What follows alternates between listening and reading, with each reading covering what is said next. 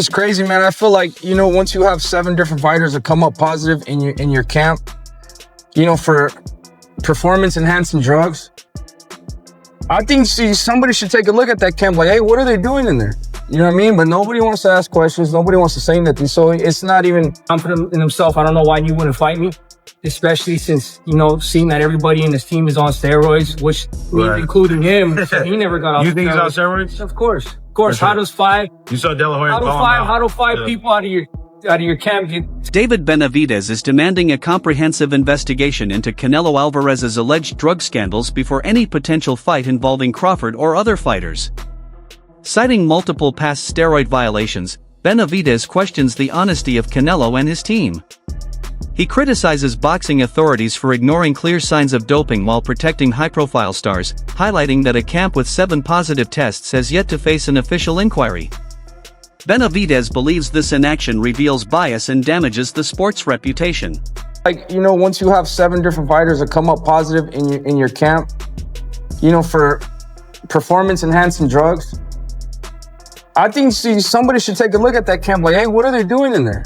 You know what I mean? But nobody wants to ask questions. Nobody wants to say nothing. So it's not even, I find that kind of really messed up, and it's really biased, because if it was our camp, we had 7 guys coming out positive for steroids, they'd be like, man, you guys need to take that guy's license away. You can't let him move around like that. And we would be suspended right away. But, the cash cow always wins. Some people like to stay quiet. Some people don't like to say nothing. But that's 7 guys. That's 7 different people. And that's just something that you cannot ignore them. Benavidez advocates for year-round drug testing for all fighters and criticizes the common excuses used after failed drug tests.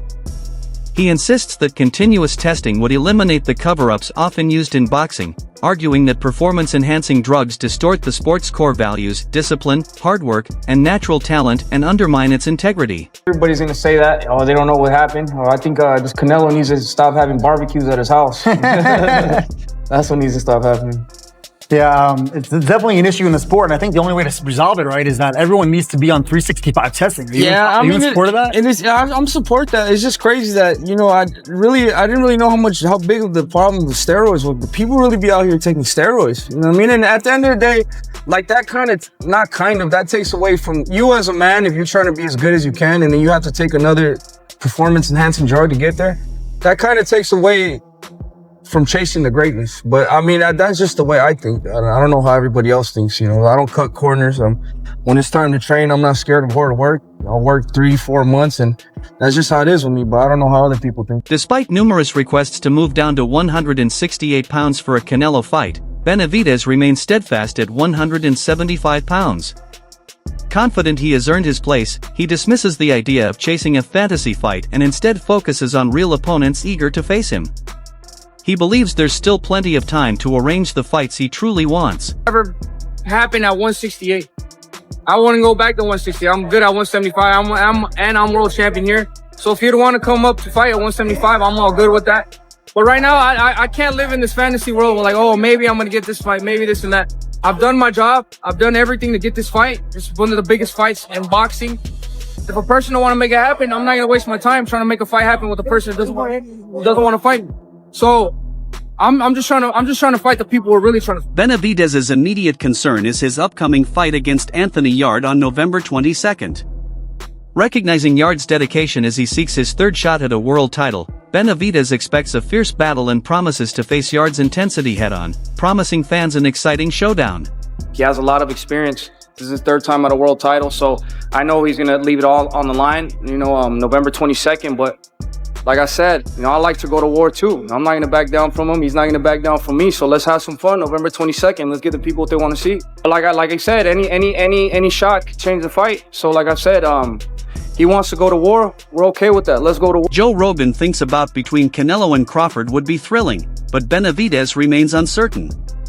Rogan believes Crawford's skills and fight IQ could outsmart Canelo, proposing a strategy based on movement and quick footwork similar to Ray Leonard's approach against Marvin Hagler.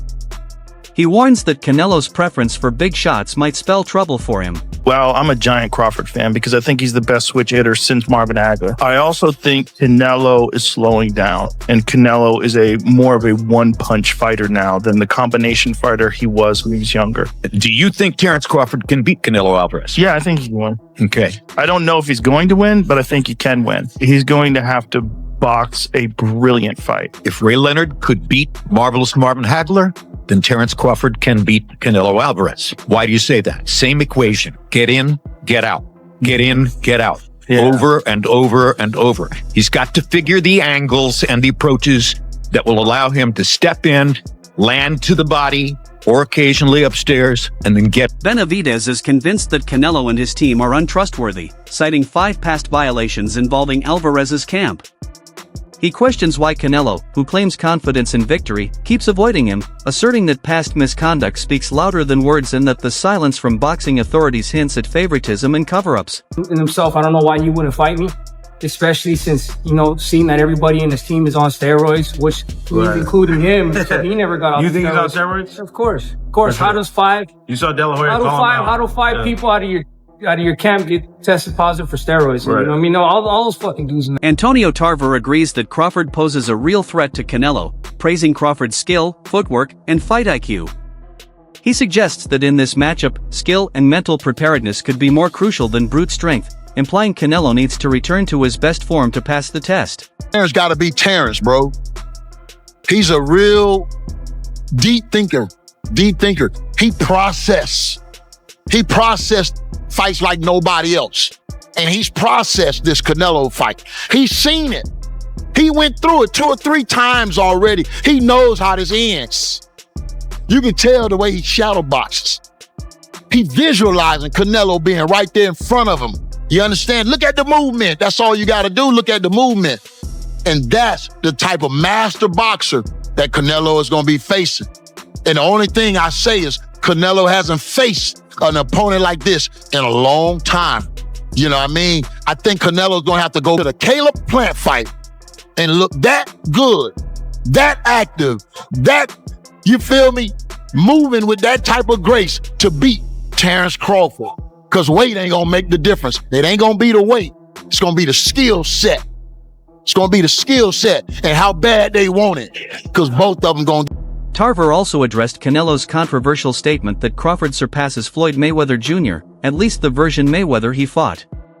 He acknowledges Mayweather's strategic brilliance but warns that beating Mayweather requires more than just skill. Experience and strategy are essential to overcome his legendary defense. Biggest fight of the century. I can't wait, man. I can't wait. Canelo said he feels that Crawford is actually better than Mayweather. What did you make of when he said that? Now, when you look at, I don't know, bro. I mean, when you look at the time he's facing, like right now, he's facing Crawford. He may mean that this time Crawford may be better than the Floyd that he faced way back when. Now, Floyd, when he fought Canelo, he was money made in. He wasn't our pretty boy Floyd. He was money made, so he was making the transition. I kind of get what he's saying. Now, we can say this. Crawford, I think, has always been a better puncher than Mayweather. Punching-wise. You feel me? Hurting people, knocking them out, getting them out of it. I think his power has always been a little better than Mayweather. But skill set, skill for skill is hard, bro. It's hard to go against Mayweather. A guy that processed boxing better than anybody. Like, that's one of the thinkers in the ring, like me. We were thinkers, bro. We process that shit like this, bro. You feel me? Speed, power. I need 1 round to figure out what I'm. Benavidez is wary of the rumored super fight between Canelo and Crawford, warning that Crawford's rapid movement across 3 weight classes could be damaging. He emphasizes that weight divisions exist for a reason. Meanwhile, he prepares for his own fight against Anthony Yarde, expecting a tough, technical, and driven opponent. Because Terence Crawford is coming up 3 weight classes. Yeah. I don't want to say that he doesn't have the ability to hurt him. He obviously does. He's really technically sound. He's a great fighter. But sometimes when 3 weight classes is different. It's like if I'd go up right now trying to fight Anthony Joshua or Gypsy King, you know what I mean? Like, I believe I could win if I don't get hit, but if I get hit, you know what I mean, you got to worry about that. So that's really just where I'm at with that. But I don't know. We'll see. We'll see. You know, you never want to doubt Terence Crawford out, but, you know, there's weight classes for a reason. And lastly, Anthony Yarde, we mentioned how much is on the line for him. What are you expecting out of his game? I'm expecting him to, you know, be the best Anthony Yarde he is. You know, he's sharp. You know, he has good reflex. He has good defense. So this is why we took this fight, because he does a lot of stuff good, and that's what's gonna motivate me, you know, to go in there, be on my P's and Q's, and, you know, make it a fight. At the end of the day, it looks like, you know, it looks like a juicy fight. It looks like he's not gonna back up. I'm not gonna back up. Devin Haney adds that Crawford is a formidable opponent for Canelo because Alvarez is stronger and more experienced than he was when he fought Mayweather. Haney believes a Crawford victory would be more significant today, reflecting how much Canelo has evolved. Boxing analyst Jose Benavidez predicts Crawford will rely on movement and tactical avoidance to go the distance and win by decision, noting that a fight between Benavidez and Canelo might need a promoter to make it happen.